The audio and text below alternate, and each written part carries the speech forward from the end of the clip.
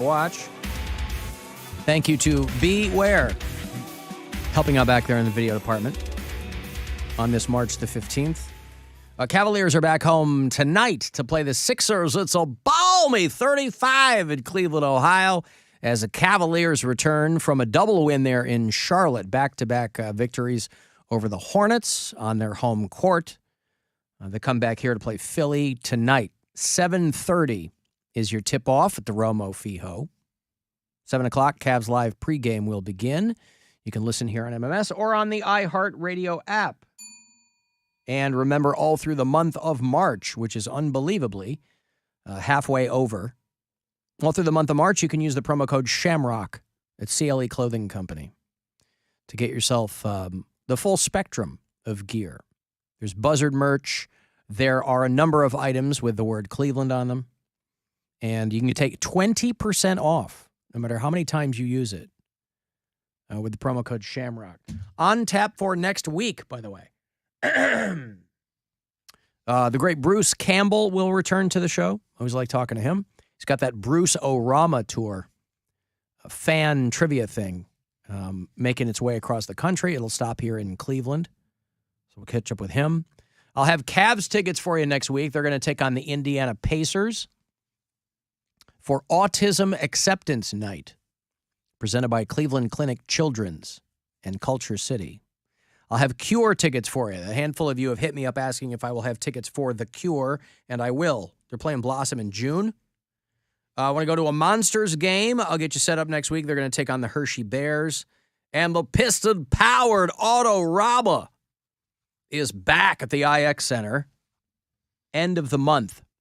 So that's next week. Are you going to go see The Cure? I'm on the fence about The Cure. I like them. I don't know if I want to haul ass to Blossom. Yeah, to see that's them. the thing.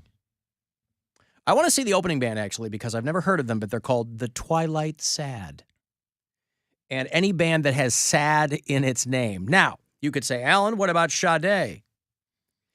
Yeah, but the word sad, I like that a lot. The Twilight Sad. It's almost as though The Cure just looked at bands' names and figured that one should open for us. They're going to make us look downright jolly in The Cure.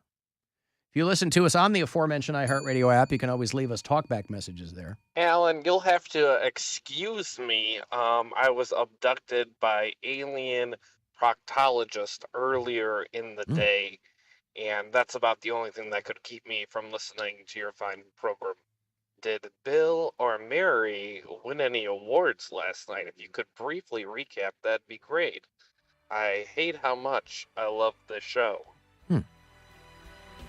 Yeah, the Cleveland Comedy Awards were last night. And Mary and Bill were nominated for Best Comedian.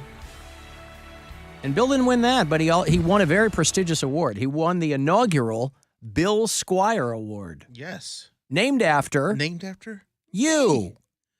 Mary won the Road Warrior Award, and she gave a pretty funny acceptance speech where she's like, oh, I won the award where it means you guys don't have to deal with me because I'm out of town. Never in town, yeah. Now, do you recall who was nominated with her for that? Yeah, it was Rob Ward, John Bruton. Oh, okay. They kept saying his name wrong.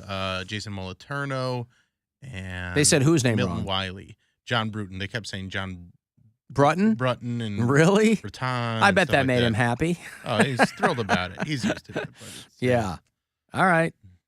Not a hard name to pronounce, though. I know. That's why it was so well, funny. also, we were all like cracking up too. But if you're at an event, you find out how to pronounce something Right. too. Like you write, if you need to write it phonetically, or you wouldn't need that name. But I mean, I've hosted events where I'm like, yeah, I need to know every name. I'll put it on a card if I'm having trouble with it. Got to know the name. The last thing you want to do is mispronounce someone's name because they're right there, and they're hoping to win. Because let's say you do win, and the winner is John Brutton. You're like, okay, thanks. I mean, all of our bureau chiefs in Florida, I don't know how, at the local level, I don't know how big of a deal this is. But I like this story for reasons that will become apparent in a second. A story you might have seen about a massive seaweed blob that is heading toward Florida. These exist out there in the oceans, but this is heading toward the Florida shores. And they said it's 5,000 miles wide. Whoa. One of the largest in history, a giant seaweed blob that is not toxic in and of itself, but within this blob can be organisms. So there can be crab and shrimp and sea turtles and all kinds of things like that. It can also carry God knows what in the way of things that can make you sick. It's this huge, thick algae mat that drifts between the Atlantic coast of Africa and the Gulf of Mexico. And when it gets closer to shore, it can really jam things up. Screws with the air near Florida, that part of the country. It screws with the water quality because this will eventually decompose. So it's a whole big thing. I was trying to get my head around 5,000 miles wide. I was thinking, I'm like, how is that possible? Right. And it's called sargasso is what it's called. And the bloom itself is called a sargassum bloom. And so I like the coverage of it because words will always give you away. So listen to how the news reporter down there in Florida, I think this is Tampa, it's Orlando, I'm sorry. Listen to how she describes it. The massive seaweed bloom is nearly 5,000 miles wide, growing where this type of seaweed doesn't historically bloom. Florida Atlantic University researcher Brian LaPointe has been tracking the growth of the brown seaweed called sargassum and says it hit a big spurt this year. The sargassum hit a big spurt there off the coast of Florida. See, she's got that in the back of her brain. Is the word sargassum by itself now sargassum, that's how I read it. She said sargassum. Maybe she's right. Would that be funny in and of itself? No. But in her mind, she hears gasm. And what adjective does she use? Spurts. So this brown seaweed that's floating in the ocean, in smaller quantities, the seaweed washes up all the time in Florida. But people there locally are like, yeah, this is a big thing. And again, if you were to step on it or walk through it, it wouldn't hurt you. But there's all these tiny things that can live in this seaweed that can cause blisters on people and rashes. And it's one more. And it as it decomposes, it emits hydrogen sulfide, which smells like rotten eggs. So it's going to be a lot of fun for people down there in Florida when that sargassum spurts. And says it hit a big spurt this year. Oh, boy. So there's one more place that Poundcake can't go because of his skin condition. Yeah, This poor young man who is just, as much as he constantly talks about trying to get out of this godforsaken town, he just can't. It just won't let him. Nice little spurts of sunlight will help my psoriasis, though. Well, I was telling Bill in the break, I'm like, it's so nice to be leaving work not in the dark anymore. That's pretty nice. It creeped up on me because I know we talk about daylight savings time around the same time every year, but when it happens, I'm like, oh, okay, because it just caught me off guard because I drive the same route every day and it's always the same darkness. And then the other day I was driving home, I was like, hey, it's light outside. Oh yes, daylight savings time. Duh, stupid. Alan Poundcake is correct about the swallowtail shape of the flag of Ohio. It's meant to resemble the U.S. cavalry flag of the Civil War. All right. But what did that have to do with Ohio?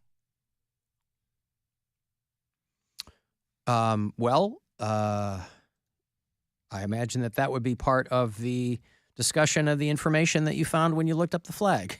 Well, it wasn't in there. It just said said what it was, but it didn't say why it was on Ohio our flag. Ohio had Union soldiers. I know, but didn't every other North state, Illinois, Indiana? No. There were a lot of states that weren't part of the Civil War. Like, I think Kentucky, believe it or not, was neutral in the Civil War. You wouldn't think that. I mean, because stereotypically you think that, but... I consider Kentucky the South. We do, but it's not. I mean, despite its best efforts... Well, I don't know, south of the Mason-Dixon line, I guess, maybe it is, but... No, New York, Pennsylvania, and Ohio provided the most Union troops in the Civil War.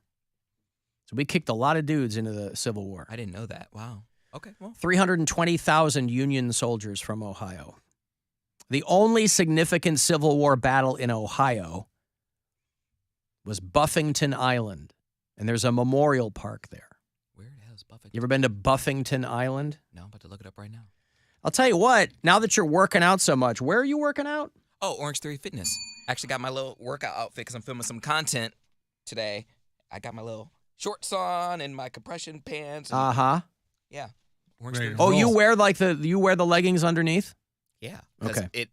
I don't know what athletic stuff it provides, but it also covers my psoriasis, so I don't feel insecure. So. Understood. Okay. So yes. No, I do. understand. It's right on the river. Buffington Island is literally on the West Virginia-Ohio border there. Buffington Island. I guess that makes sense. It would be on the eastern side of the state. But no, I only mention you working out because I think that you should start referring to yourself as Buffington. No, beefcake. Oh, well, yeah, that's... Name's already there. It's in the new promo, Alan. I know. Alan. Yeah, right there. Yep. I got a hock-a-lug. Yeah, I got this friggin' Muttley thing going on right now that I don't like. April Fool's joke. I'm the April Fool's lady.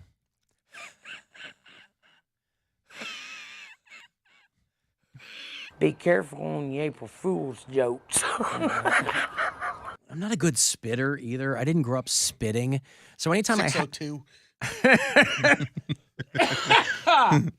And so anytime I have to do it, it's just terrible. Like I don't shoot a rocket out of my mouth. It's like it's hanging and, I'm like, I don't know, whatever. It's fine.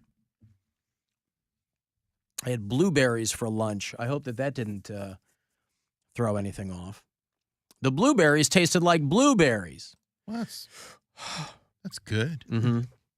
Boy, I was going to get to this yesterday, and I didn't, and I'm bummed because Mary was here, and now she's not. Did you read the story about that woman who's, well, I'll walk you through it. All right. So there's this woman and her husband who live in this hoarder house. This is in Illinois, and the house is just, like any other hoarder house. Mary grew up in a hoarder house, so anytime something like this pops up, I always like to kind of get her take on it. So anyway, this woman and her husband live in this hoarder house, and it's barely fit for human, habitation, as all these places are. And her husband goes missing. And I guess she got the cops involved and she filed a missing persons report or whatever. And the cops came and checked the house and blah, blah, blah, did the whole thing. 8 months later, she finds her husband hanging, he had killed himself, hanging in a closet in their house that they don't use that often. She discovered his mummified body hanging in a closet while she was looking for Christmas decorations. I'm about to throw up. So their house was filled with so much crap, and the cops went through the house. She didn't find him until 8 months later. In your nasty ass closet. And because he had decomposed, so think about this. The house already smells so bad that in a room she doesn't use that often, or in a closet she doesn't use that often. But the house smells so bad that she wouldn't have noticed a decomposing body. So when she finds it, it's mummified, which prevented it, obviously, when it gets to that point, it's not going to smell at all. So she's like, oh, he was in my house the whole time. This is on the, Illinois, but kind of that St. Louis metro area, East St. Louis area. And the coroner's like, yeah, mummified bodies don't smell. And that's going to happen pretty quickly. So you're like, oh, my husband, we can't find him. Meanwhile, he's hanged himself in the closet. And I wonder if he did that on purpose. I wonder if he did it in a closet that he specifically knows they didn't use that often, and she's probably not going to find him. Like a final F-U That's also, to this hoarder house.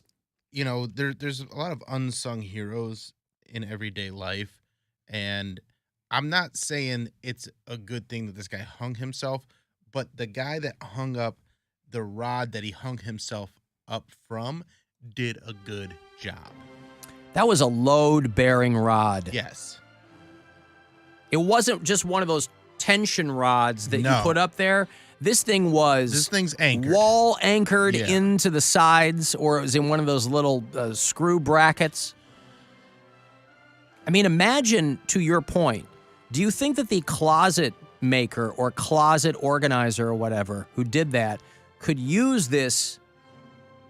Listen, it's pretty morbid, but use it in his advertising.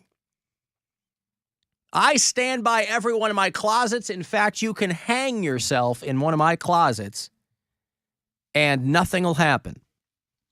Oh, you've got a lot of clothes. They're heavy. How about, I'm looking at a photo of this guy. He was probably 260 pounds. Do you have 260 pounds worth of clothing? Because this guy hanged himself and nothing happened.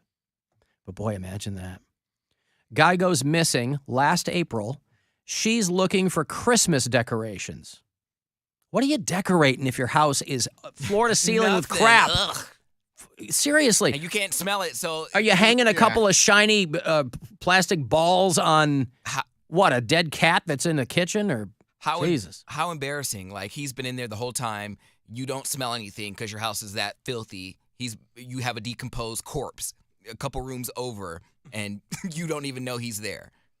She had gotten home. That's embarrassing. I'm so embarrassed. Boy, is my face red. They got to wheel him out, and they're just like, oh, my God, he was in there the whole time?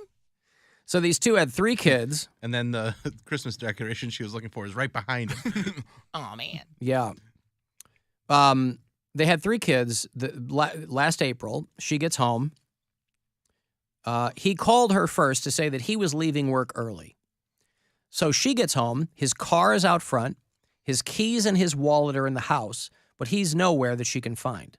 And apparently, initially, when the cops showed up, they reported something smelled, but decided that he wasn't there because the whole house smells. Mm-hmm. And so police come back, but they didn't turn up anything. So I think it was a combination of the house stinks, and these cops might not be that great at their jobs. They're like, lady, and you can't blame them. I want to get the hell out of here. I want to get the hell out of your house. This is a biohazard, me being in here. The perfect crime, really. A lot of people go the route of trying to bleach everything and clean everything up.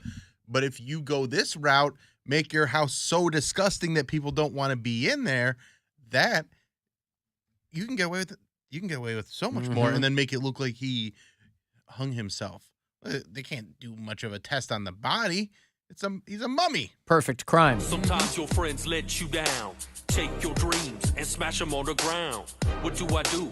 Turn the page? Hell no, I'm gon' channel my rage and spit rhymes of horror, unspeakable things. From deep inside me, the darkness sings. Murder, murder, sex, sex, and murder, murder.